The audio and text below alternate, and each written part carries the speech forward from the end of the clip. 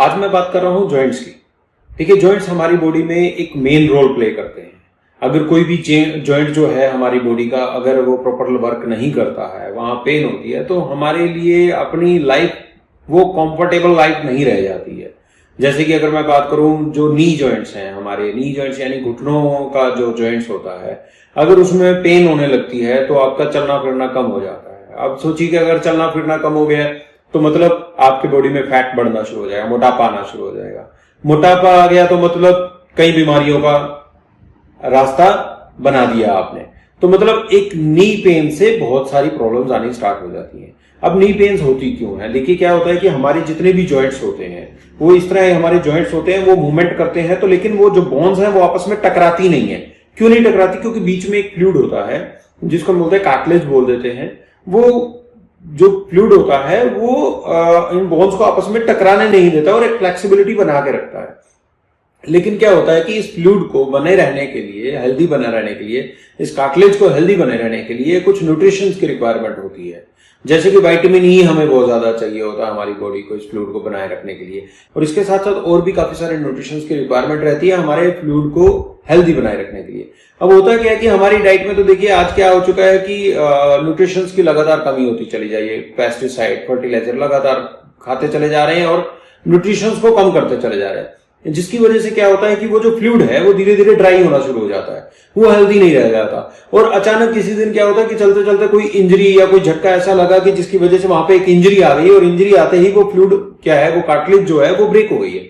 अब ब्रेक होने से क्या होगा कि वो बोन्स आपस में टकराना स्टार्ट कर देती है। अब बोन्स आपस में टकराएंगे तो क्या होगा कि दर्द होगा। तो मतलब अब उस फ्लूइड का हेल्दी बना रहना बहुत जरूरी है। अब देखिए क्या कि जब पेन आएगा वहां पे तो मतलब इंजरी होगी, तो मतलब वहां पे इन्फ्लामेशन भी होगी। अब इन्फ्लामेशन हो गई है तो वहां पे क्या होगा कि इन्फ्लामेशन के कारण कोई भी न्यूट्रिशन ब्लड के थ्रू ट्रेवल करके वहां तक पहुंच नहीं पा रहा है। अब क्या होगा, अब वहां तक कोई भी चीज है उसको रिकवर करने के लिए तो आपको क्या चाहिए? न्यूट्रिशन चाहिए। अब न्यूट्रिशन किसके थ्रू पहुंचेगा? ब्लड के थ्रू। लेकिन ब्लड तो वहां तक पहुंच ही नहीं पा रहा है, तो न्यूट्रिशन भी नहीं पहुंच पा रहा है, तो मतलब उस फ्लूइड का दोबारा से रिकवर हो पाना बहुत मुश्किल हो जाता है। तो यहाँ पे हमारी कंपनी बायोसेश ने हमें कुछ ऐसा प्रोडक्ट डेवलप करके दिए हैं जो नी पेन में बहुत ज्यादा सपोर्ट करते हैं। जैसे कि एक तो है सीबोक्थोन टर्मरिक ऑयल। इसमें क्या है कि सीबोक्थोन के साथ साथ टर्मरिक ऑयल को यूज किया गया, यानी हल्दी का तेल। आपको जैसे मैंने अपनी पहले वीडियोस में भी बताया है कि हमारे बॉडी के अंदर जो इन्फ्लामेशन आती है उसको कम करने में ओमेगा 3 बहुत ज्यादा सपोर्ट करता है। तो मतलब अगर आप सीबोक्थोन जूस पी रहे हैं तो मतलब उसके अंदर आपको ओमेगा 3 मिल रहा है।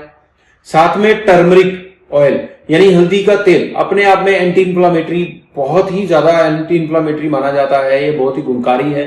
तो मतलब सीबोक्थोन और टर्मरिक ऑयल का एक यूनिक कॉम्बिनेशन है। अगर आप इसको ले रहे हैं तो बहुत तेजी से वो आपके जो नीज के अंदर इन्फ्लामेशन आ गई है उसको ओमेगा 3 और टर्मरिक ऑयल दोनों मिलकर कम कर देते हैं। अब क्या होगा, इन्फ्लामेशन कम हो जाएगा तो वहां पे ब्लड जाना स्टार्ट हो जाएगा। और साथ ही साथ सीबोक्थोन में विटामिन ई और ओमेगा 7 भी है। अब विटामिन ई और ओमेगा 7 क्या करता है कि वहां पे उस फ्लूइड को दोबारा से रिकवर करना स्टार्ट कर देता है। अब फ्लूइड दोबारा से रिकवर स्टार्ट होने लग जाएगा। इसके साथ ही हमारी कंपनी बायोसेश ने एक प्रोडक्ट और दिया है हमें, ऑर्थोसेश कैप्सूल्स। ऑर्थोसेश क्या है? ऑर्थोसेश के अंदर कुछ ऐसे आयुर्वेदिक इंग्रेडिएंट्स इस्तेमाल किए गए हैं जो उस फ्लूइड को बहुत तेजी से दोबारा बनने में सपोर्ट करता है। अब सोचिए कि वो फ्लूइड अगर तेजी से दोबारा बन रहा है और इन्फ्लामेशन भी नहीं हो रही है, और हल्दी तो आप सभी जानते हैं कि एक नेचुरल पेन किलर भी माना जाता है, तो मतलब अब दर्द में भी आपको आराम मिल रहा है। और साथ में अगर आप ऑर्थोसेश पेन ऑयल का इस्तेमाल कर रहे हैं, ऑर्थोसेश पेन ऑयल, आप रात को सोते वक्त अपने जॉइंट्स के ऊपर ऑर्थोसेश पेन ऑयल की अगर हल्की मसाज करके सो जाते हैं तो उससे क्या होगा कि वहां पे इन्फ्लामेशन भी कम होगा और पेन में भी आपको आराम मिलेगा। तो मतलब ये तीनों चीजों का कॉम्बिनेशन आपके जॉइंट्स को हेल्दी बना देता है। और साथ ही साथ अगर आपकी एज अगर 50 क्रॉस कर गई है तो आपको कैल्सेश भी लेना स्टार्ट कर देना चाहिए, क्योंकि अब आपकी बोन्स भी वीक होनी शुरू हो चुकी हैं।